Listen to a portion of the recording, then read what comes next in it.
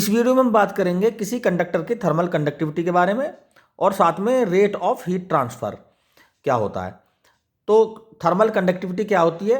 ये किसी कंडक्टर की एक करेक्टरिस्टिक प्रॉपर्टी है जिससे ये डिसाइड होता है कि इसमें हीट का कंडक्शन किस रेट से होता है। ठीक है, देखो हमारे पास ये कोई कंडक्टर है जिसकी लेंथ स्मॉल एल और क्रॉस सेक्शन एरिया ए है। ठीक है, ये क्रॉस सेक्शन एरिया है ए, ये इसका पी सिरा है और इसकी ये क्यू सिरा, क्यू साइड। ठीक, जैसे ही पी साइड को हम किसी हीट सोर्स से कनेक्ट करते हैं तो इसमें हीट का ट्रांसफर, ये सोर्स हीट रिसीव करता है। ठीक है, हीट एनर्जी को रिसीव करता है। हमने मान लिया ये क्यू क्वांटिटी हीट है, हीट की क्यू क्वांटिटी है, इसको ये रिसीव करता है। तो यहाँ जो मटेरियल, इसमें जो फ्री इलेक्ट्रॉन्स होंगे वो इस हीट को एब्जॉर्ब करेंगे और एनर्जी गेन करके उनमें मोशन क्रिएट होगा और वो लो टेम्परेचर की तरफ को फिल होंगे। भाई पी साइड पे तो हाई टेम्परेचर हो जाएगा, तो ऑब्वियसली क्यू साइड को ये इस तरह से इलेक्ट्रॉन का फ्लो स्टार्ट होगा इसमें।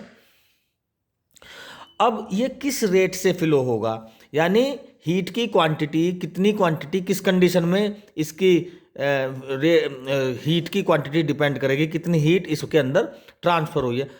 तो इसमें ये कुछ फैक्टर्स पे डिपेंड करेगी। जो हीट है, जो क्यू है, जो क्वांटिटी ऑफ ट्रांसफर्ड हीट है इस कंडक्टर के थ्रू, वो डिपेंड किस पे करेगी? वो इसके क्रॉस सेक्शन एरिया पे करेगी। ठीक है, यानी कोई वायर जितना मोटा होगा, उसका क्रॉस सेक्शन एरिया जितना ज़्यादा होगा, समझो उसमें उतनी ज़्यादा हीट ट्रांसफ़र हो जाएगी। जैसे कोई वाइड रोड है, चौड़ी रोड है, उस पर उतने ज़्यादा व्हीकल पास हो जाएंगे जितनी कोई रोड ज़्यादा चौड़ी है। कोई नैरो है यानी चौड़ाई कम है तो कम व्हीकल पास होंगे। उसी तरह से अगर वायर का क्रॉस सेक्शन ज़्यादा है तो उसमें से ज़्यादा हीट ट्रांसफ़र हो जाएगी। और साथ में temperature gradient θ1 minus θ2 upon L, ये टेम्परेचर ग्रेडियंट होगा। टेम्परेचर ग्रेडियंट पिछली वीडियो में बताया था हमने, किन्हीं दो पॉइंट्स के बीच में टेम्परेचर डिफरेंस और उस दोनों बीच की डिस्टेंस के रेशो को हम टेम्परेचर ग्रेडियंट कहते हैं, या टेम्परेचर का यूनिफॉर्मली चेंज होना, डिक्रीज होना विद रेस्पेक्ट टू इस डिस्टेंस के, इसको कहते हैं हम टेम्परेचर ग्रेडियंट। और साथ में तीसरा फैक्टर है टाइम। ठीक है, इन तीन फैक्टर्स पे डायरेक्टली डिपेंड करती है ट्रांसफर ऑफ हीट। अब देखने में ये आता है कि जितनी मैग्नीट्यूड हमने क्यू की दी, उतना मैग्नीट्यूड इन तीनों को मिलाकर नहीं बना। ठीक है, तो ये क्वांटिटी और ये क्वांटिटी सारी मिलकर इक्वल तो नहीं है।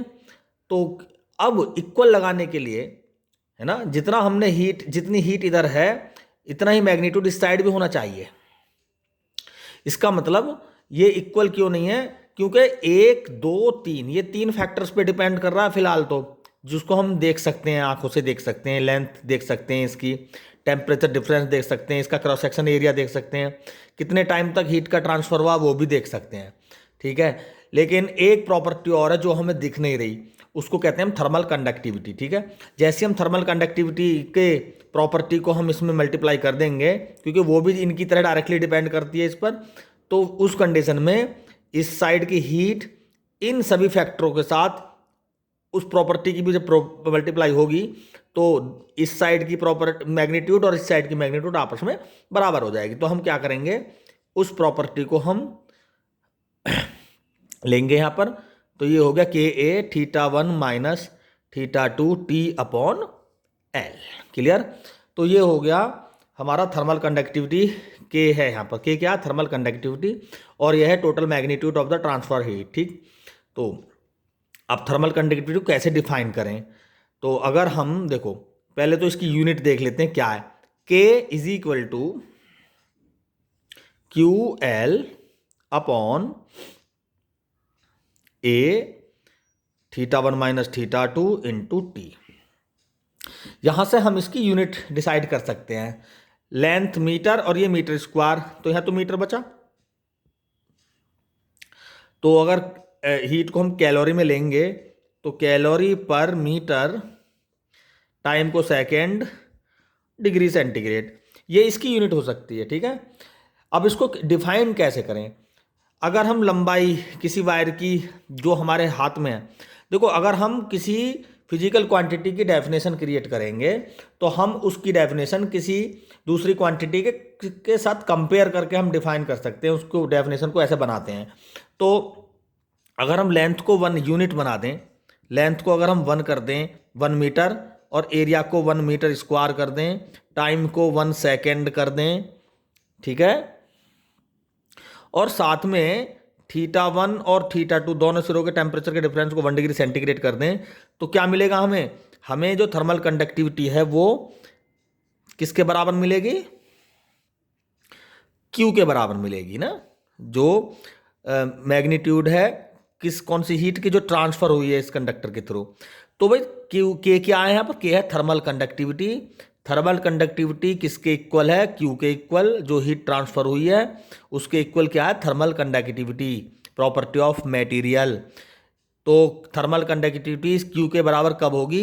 जब कंडक्टर की यूनिट भी, लेंथ भी यूनिट होगी, एरिया भी क्रॉस सेक्शन यूनिट होगा, टाइम भी यूनिट होगा, और दोनों फेसेस का टेम्परेचर का डिफरेंस भी यूनिट ही होगा। अगर ये लेंथ, एरिया, टाइम और टेम्परेचर चारों यूनिट, चारों फिजिकल क्वांटिटी यूनिट हो जाएं तो थर्मल कंडक्टिविटी टोटल की टोटल किसके बराबर हो जाएगी? जो हीट की मैग्नीट्यूड है जो ट्रांसफर हो रही है उसके अंदर, कंडक्टर के अंदर, ठीक है। तो हम इसको कैसे लिख देंगे कि thermal conductivity is the amount of heat पर unit time per unit area that can be conducted through a conductor of unit length of given material when the temperature difference between two faces is 1 degree centigrade. यानी θ1 minus θ2 क्या है? 1 degree centigrade, ठीक है। दोनों faces का temperature का difference क्या है? अगर यदि 1 डिग्री सेंटीग्रेड हो जाए तब ये थर्मल कंडक्टिविटी Q के बराबर होगी, ठीक है। तो अगर आप नोट्स बनाना चाहते हैं इसके, हालांकि हमारे उसमें मेरठ ट्यूटर्स ऐप में वीडियो के साथ सभी टॉपिक्स के वीडियो के साथ उनके नोट्स भी वहीं पर अवेलेबल होते हैं।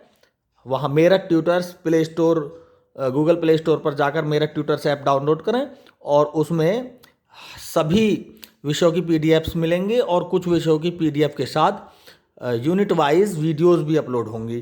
तो इसमें ज़रा इसकी डेफिनेशन अगर लिखना चाहें तो इसमें लिख लेंगे, यहाँ से लिख सकते हैं, it is the amount of heat per unit time per unit area that can be conducted through a conductor of unit length of given material whenever the temperature difference between two faces is 1 degree centigrade. तो यहाँ से इसकी definition लिख के उसको learn कर सकते हैं, और अगर ये डेफिनेशन आपने लिख दी इसमें तो आपको फुल मार्क्स मिलेंगे। मैं उम्मीद करता हूँ कि ये वीडियो आपको समझ में आई होगी। और साथ में देखो हम इसमें रेट ऑफ हीट ट्रांसफर भी पढ़ते हैं। Rate of heat transfer means unit time में कितना हीट ट्रांसफर होती है, तो इसको H से डिनोट करते हैं, और heat transfer at per unit time is called rate of the heat transfer.